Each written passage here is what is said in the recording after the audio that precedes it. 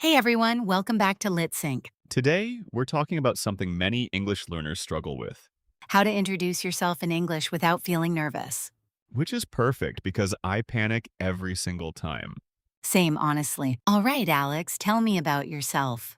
Okay, hi, I'm Alex. And And your brain stopped working? exactly. Don't worry, we'll do it together. Okay, let's start with your name. Hi, I'm Alex. Hi, Alex, I'm Sophie. Nice to meet you. Hi, nice to meet you too, Sophie. See, that already sounds like a conversation. Okay, so Alex, where are you from? I'm from Canada. Cool, I'm from Australia.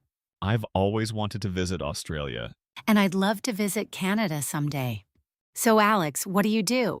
I'm a university student. Nice. I work as a graphic designer. That sounds really creative. Most of the time, it's just me staring at my laptop for hours. Fair enough. What do you do for fun? I like playing basketball, watching movies, and listening to music.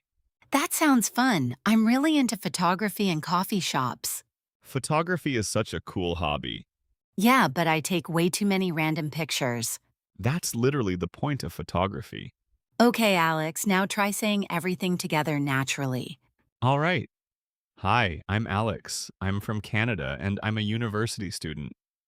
In my free time, I enjoy playing basketball, watching movies, and listening to music. That sounded really natural. Actually, answering step by step made it much easier. Exactly. You don't need to say everything at once. Just start with your name, where you're from, what you do, and one or two hobbies.